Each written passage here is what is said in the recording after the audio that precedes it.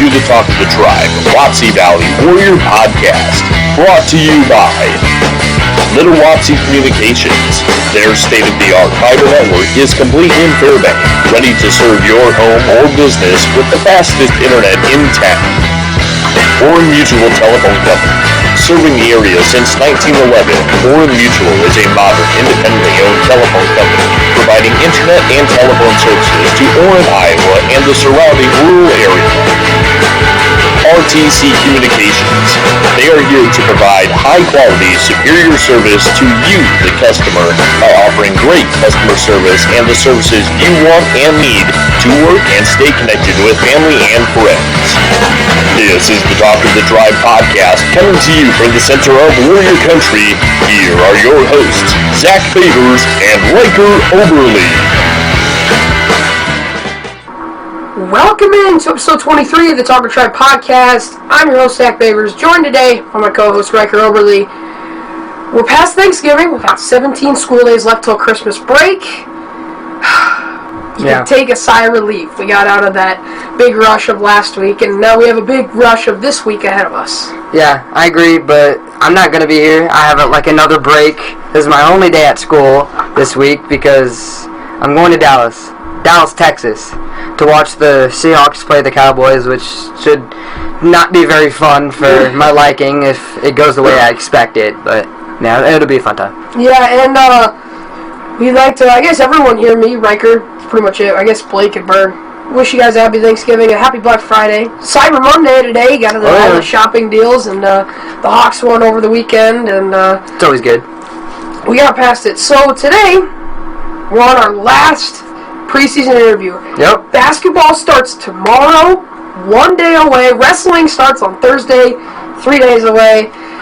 Got about 27 hours till it starts. And down. Yeah, and you're gonna be going, so I have Colin Bergman filling in for you tomorrow, and also Friday.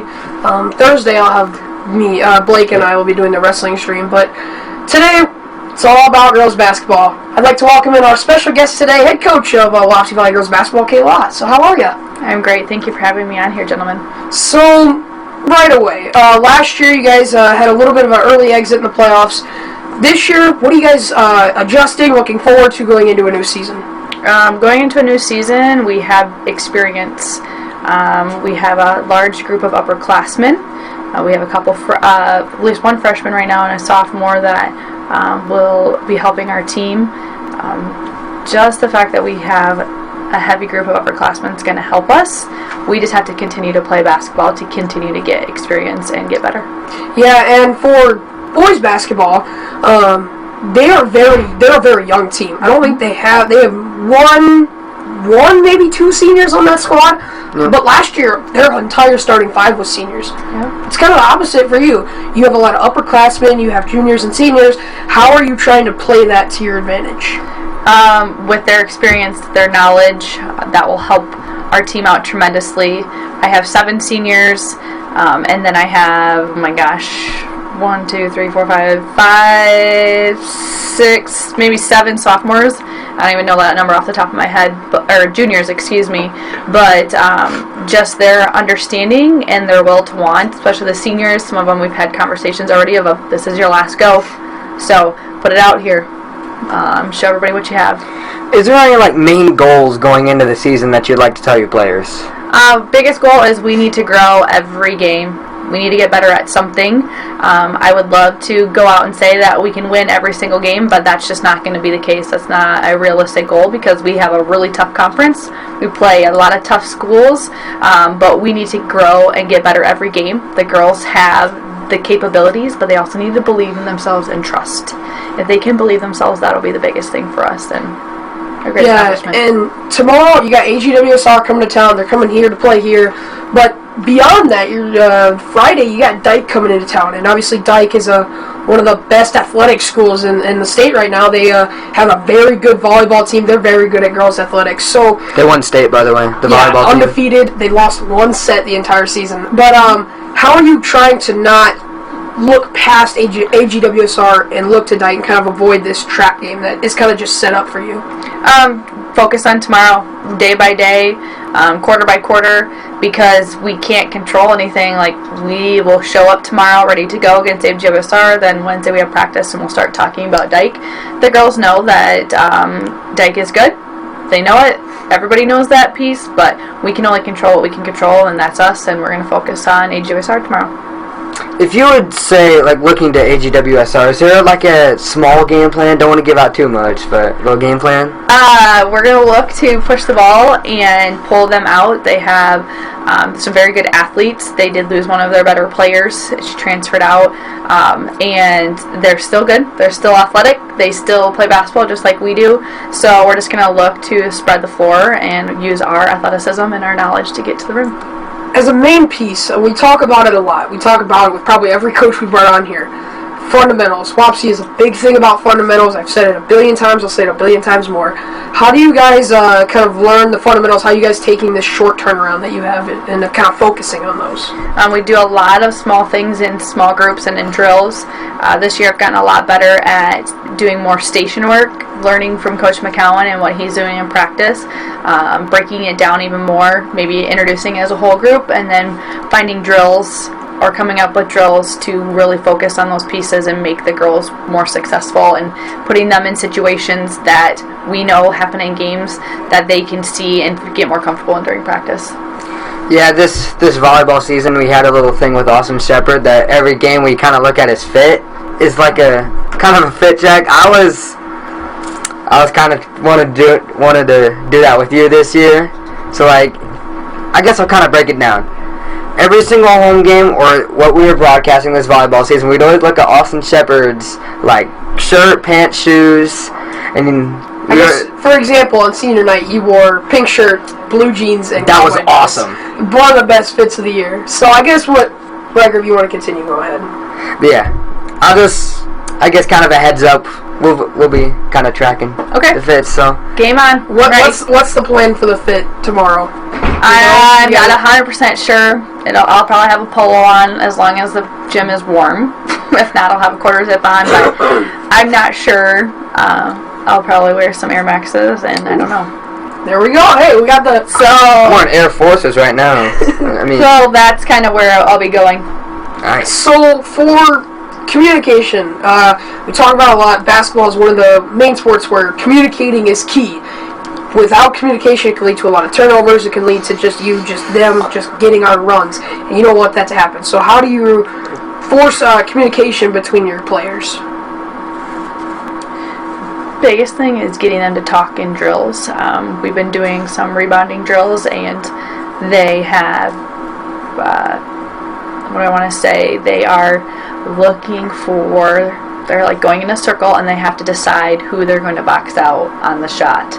And that has, I think, opened some of the girls' eyes to, I need to talk about who I have, because a lot of times we have a couple that have come into crashing the boards that have been untouched on the rebound. So just getting them to realize the value, pointing out that when we do more talking, there's less turnovers, or we get stops on defense or deflections and things like that. So pointing out those pieces. As women, we love to talk, so I try telling them that, why are you not talking here? Like, I know you're not always comfortable on the court, but I don't even care if you say ball, ball, ball the entire time. Make something noise. So I guess we talked about player communication. What about coaching communication between your guys' coaching staff? We talk up and down the court, whether it's during a drill, we notice something. On my practice plan, I'm writing notes that I noticed where we've talked about. During games, one coach sits on one end, the other one sits on the other, and I kind of walk between the two of them. We're talking more when we take timeouts of taking 5-10 seconds to communicate with each other and then go and talk with the girls. So just really having good communication there is also a good example to set for the girls so they can see and learn from that piece as well. Yeah, Wapsie Valley is really known for having like a crowd, like having the crowd have some point in the game. Environment, yeah. So how do you feel, or what's the vibe having like a bunch of Wapsie Valley fans cheering you guys on? It's a great feeling. I grew up about 15 minutes from here, and as a young kid I always came to these games and watched Coach McCowan coach and Mr. Francis when he was the girls coach here, and Coach Sickles.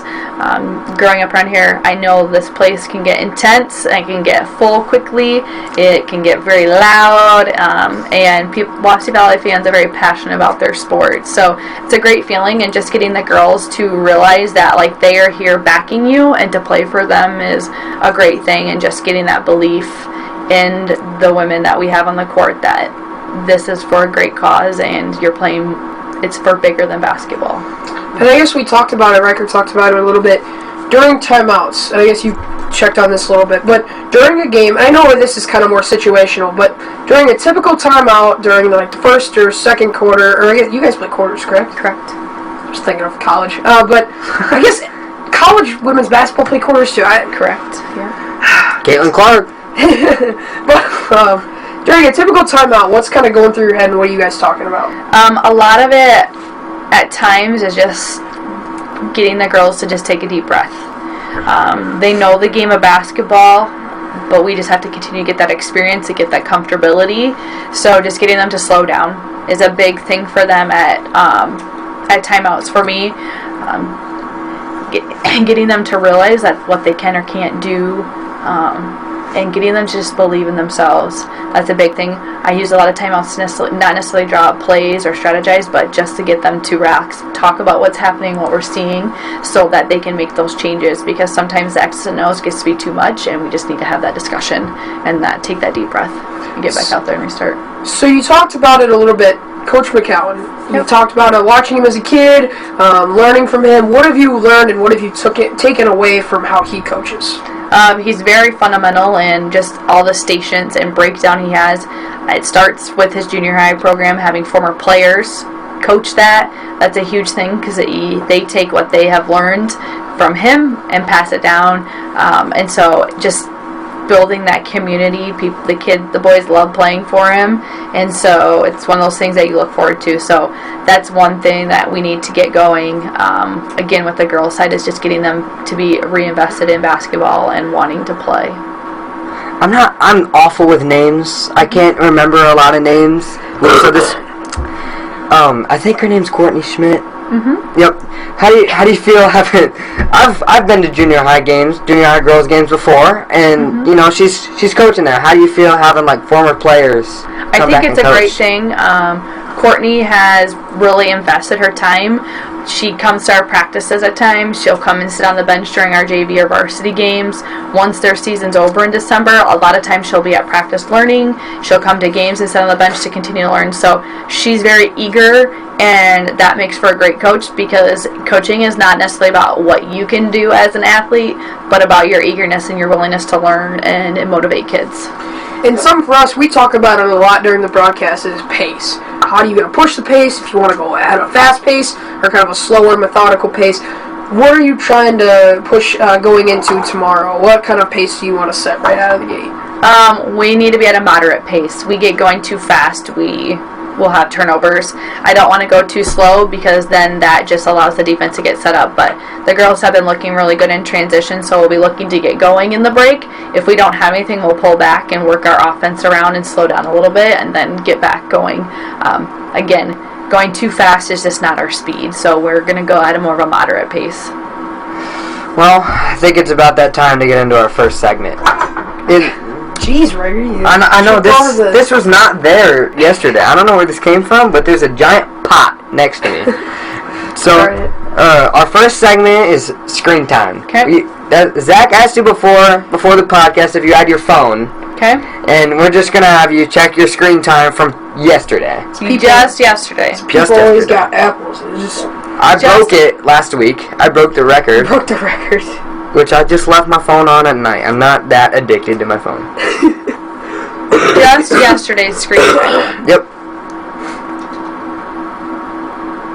What do you got? 6 hours and 9 minutes. I play a lot of games on my phone. Yeah. That's relatable. See, Zach, I'm not the only one that does that. This is my phone. My games on my phone are how I kind of de-stress. I had a bad day yesterday. I didn't really have much to do. I was kind of just home chilling. I was not feeling the best over the weekend. Had a little bit of a head cold going around, but I had 7 hours 15 minutes yesterday. See how when he has a high number, he makes excuses for like 15 seconds?